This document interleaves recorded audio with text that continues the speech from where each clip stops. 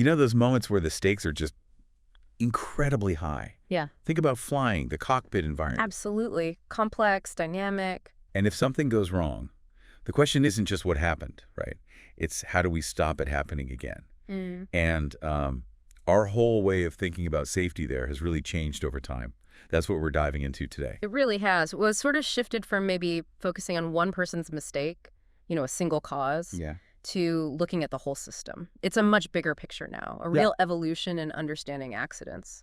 And that shift, this idea of old versus new safety thinking, particularly in aviation accident investigations, that's our focus. We're looking at some really interesting research today, a survey of actual investigators. And the point isn't really to say, old is bad, new is good. It's more about understanding these different philosophies, these different lenses, and seeing how they actually get used in the real world. Exactly. The goal isn't blame, it's understanding. How do these different approaches work? What are their strengths, maybe their weaknesses?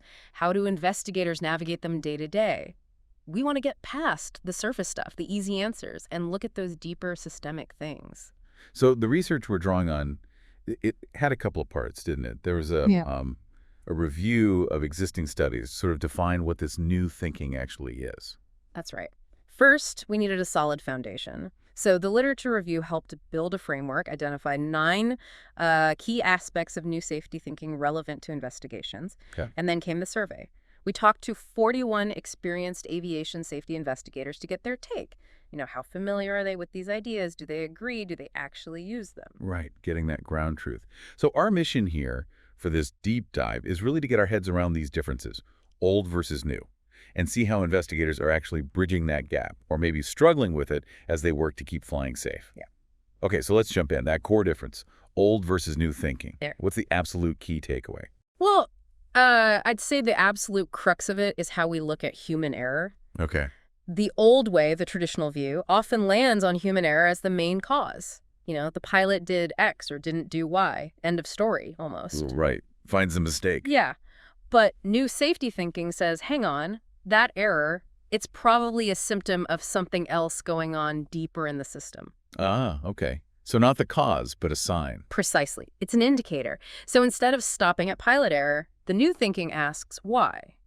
Why did that error make sense in that moment? What pressures, what system flaws, what design issues put that person in a position where the error was maybe almost inevitable? It's a starting point for digging deeper, not the final conclusion. Got it. So let's flesh out that old thinking a bit more, sometimes called safety eye, right? What does that look like in practice?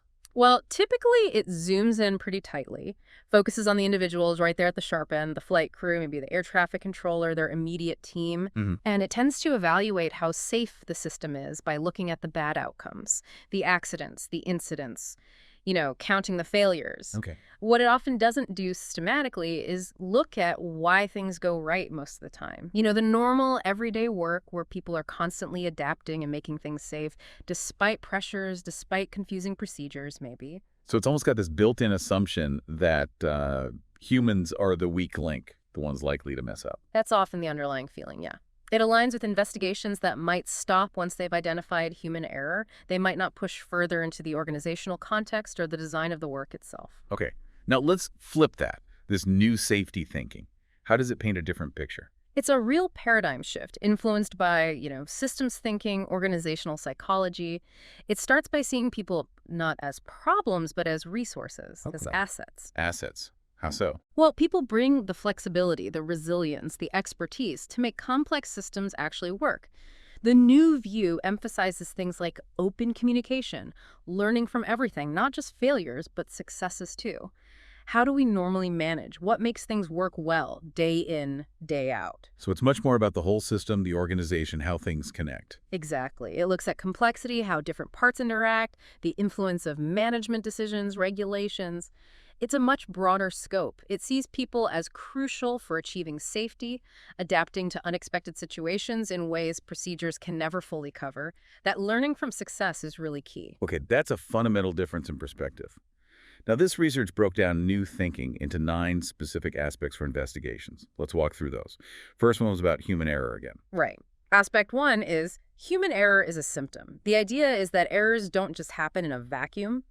Underlying conditions may be poor training, unclear procedures, production pressure, conflicting goals, bad interface design. They all pave the way. So the error is the smoke, not the fire. You could say that, yeah. It's an effect. It tells you where to start looking for the real issues, not where to stop. Okay. Aspect 2 tackles hindsight bias, that feeling of, oh, that was obvious, after the fact. Oh yeah, hindsight bias is huge. We look back, knowing the outcome, and it seems so clear what should have been done. Of course. But new thinking really stresses avoiding that trap. Investigators have to consciously try to understand the situation as the people involved saw it at the time, with the information and pressures they had then, before the bad outcome was known. That sounds incredibly difficult mentally. How do they even do that? Well, techniques like mapping out the process step by step, building detailed timelines, talking to everyone involved to get different viewpoints, sometimes simulations, trying to reconstruct what information was available moment by moment. It takes real discipline. Trying to put yourself in their shoes, basically. Yeah. Okay, third aspect, shared responsibility. Yeah. So moving beyond just blaming the sharp end folks. The ones directly involved. Right. New thinking says responsibility is shared. We need to look at the blunt end to management, the organization, maybe even regulators. What decisions or policies upstream contributed to the situation downstream? It's not just about the person holding the controls. Okay, expanding the circle of accountability. That leads into the fourth aspect, the non-proximal approach. Yes, which basically means the investigation shouldn't just hyper-focus on the events immediately surrounding the incident. It needs proportional depth across the whole system. Meaning, don't just spend 90% of your effort on the flight crew's actions in the last 5 minutes. You also need to investigate, with appropriate effort, decisions made weeks or months earlier in management, or flaws in training programs, or issues with maintenance procedures, even if they seem further removed. Balance the investigation's focus. Got it. Don't just look under the nearest lamppost. Okay, number 5, decomposing folk models. What are folk models? Those are the labels we often hear, like complacency, poor safety culture, loss of situational awareness. Right, they get used a lot. They do.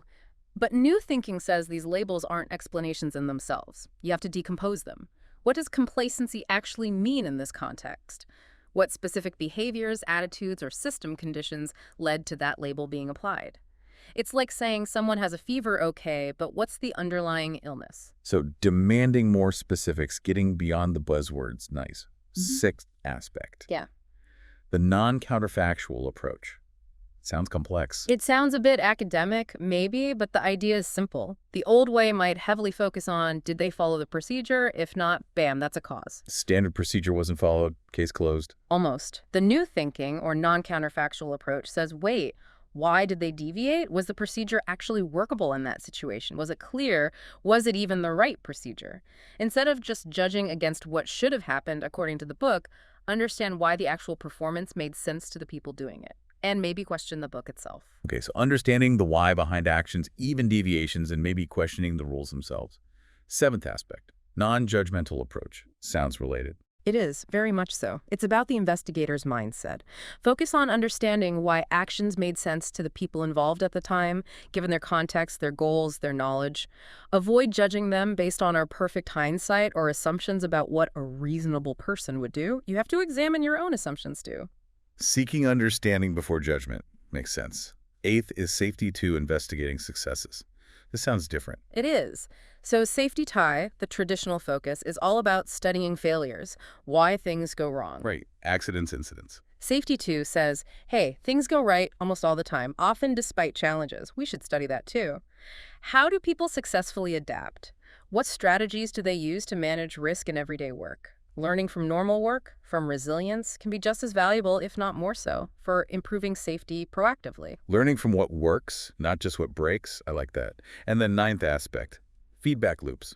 Yeah, crucial in complex systems. How does information get back to the people operating the system? Do pilots get timely and clear information about the aircraft's state? Does management get accurate feedback about safety issues on the front line? Okay. New thinking emphasizes examining these loops. Are they working? Are they broken? Are they distorted? Understanding how information flows or doesn't flow is key to understanding how control is maintained or lost. It looks at how safety controls might degrade slowly, not just sudden failures. Like that thermostat example, is it getting the right info to work properly? Okay, those 9 aspects really map out a different way of investigating. The research also mentioned different types of investigation models. Can you give us a quick rundown? Sure.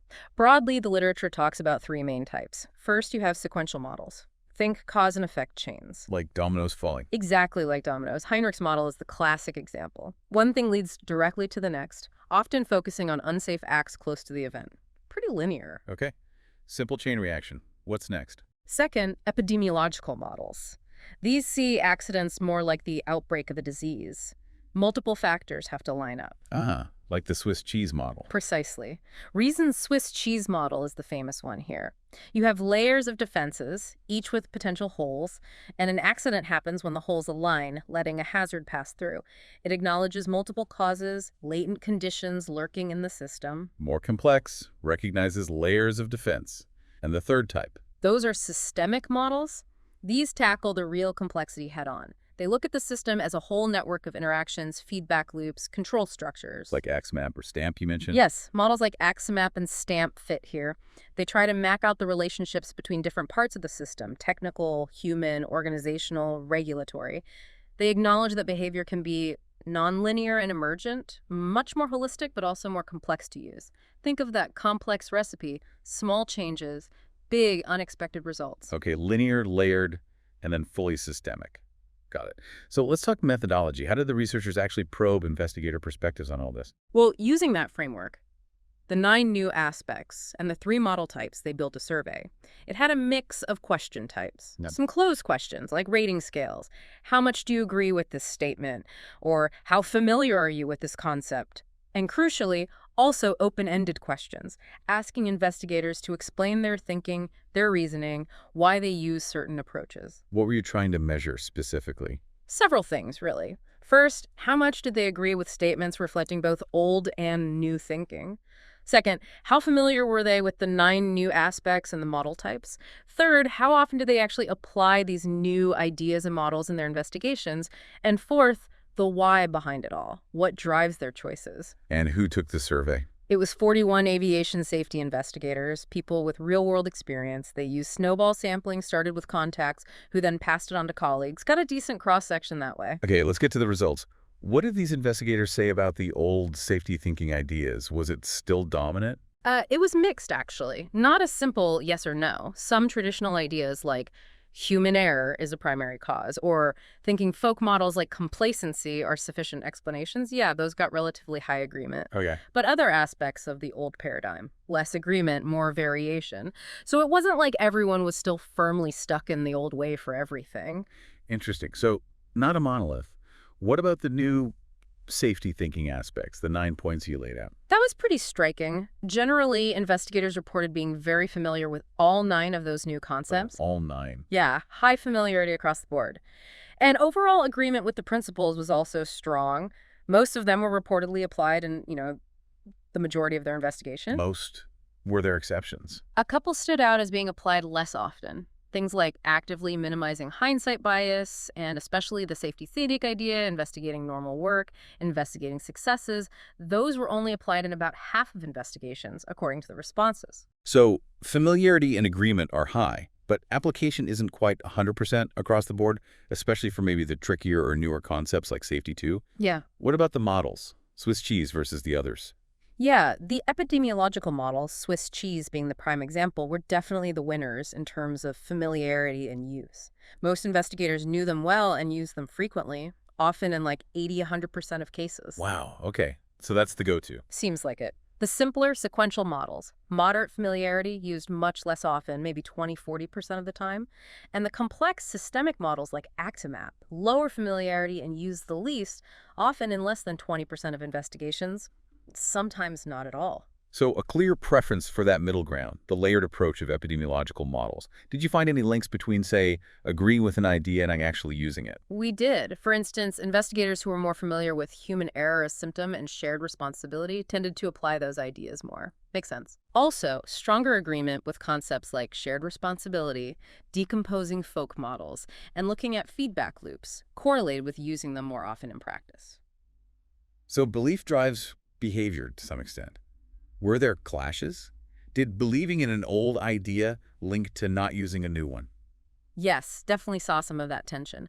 Higher agreement with the old idea human error is a primary cause was linked to lower agreement with the new idea human error is a symptom. Okay, direct trade-off there. And similarly, agreeing more strongly that folk models are adequate explanations was linked to less application of the new practice of actually decomposing folk models. So you see those competing philosophies playing out in the responses. Really interesting to see that direct push-pull. Now, the qualitative stuff, the comments from investigators must have added a lot of color. What were the big themes there? Oh, absolutely invaluable. A lot of investigators said things like, yeah, human error might be the first thing you see, but it's just the starting point. You have to dig deeper for the system issues. So acknowledging the new principle. Yes, but then they'd also talk about the challenges, like sometimes the data just isn't there after an accident, or their organization's policies kind of push them towards simpler explanations, or there's still real pressure to assign individual blame or responsibility in the final report. Practical hurdles. Real-world constraints hitting up against the theory. What else? Lots of talk about balancing hindsight with looking forward learning lessons.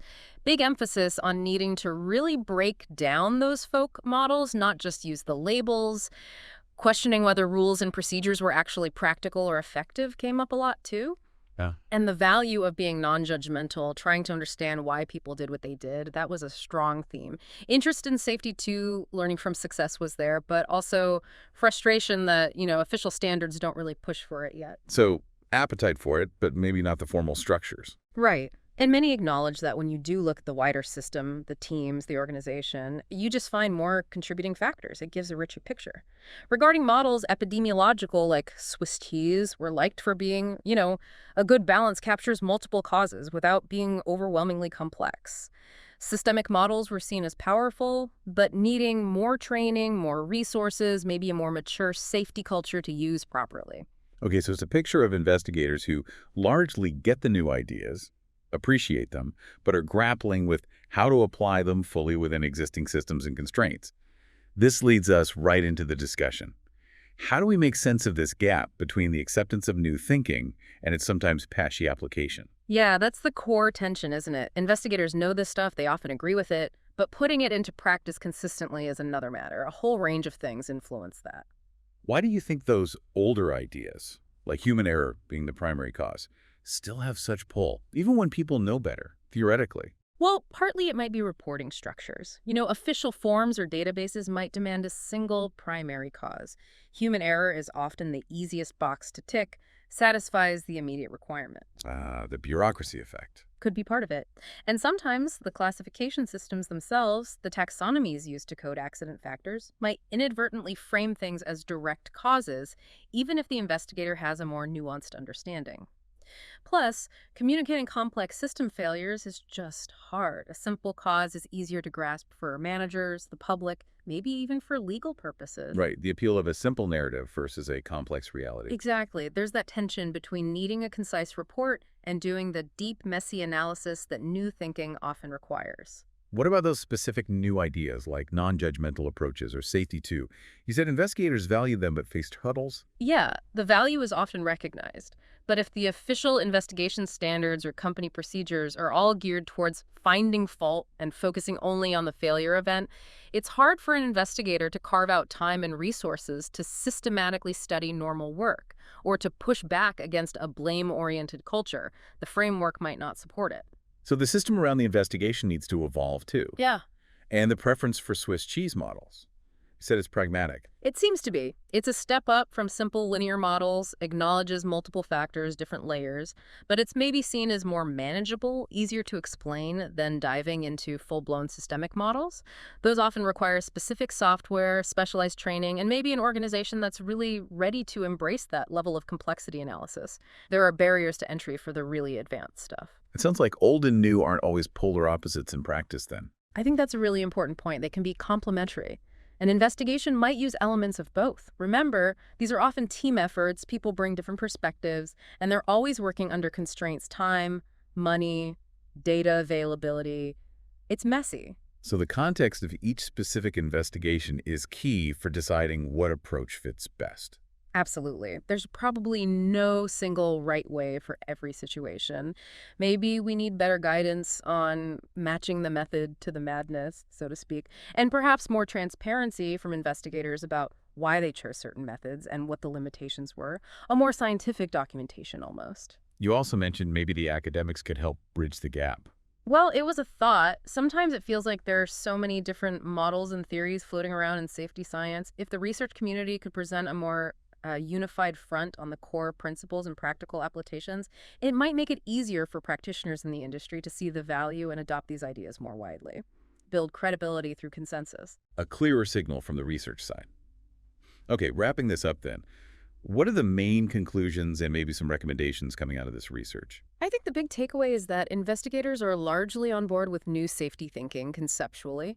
They see its potential, but putting it fully into practice is where the challenges lie. Constraints, existing frameworks, organizational inertia maybe. It reinforces that just blaming individuals misses the bigger picture.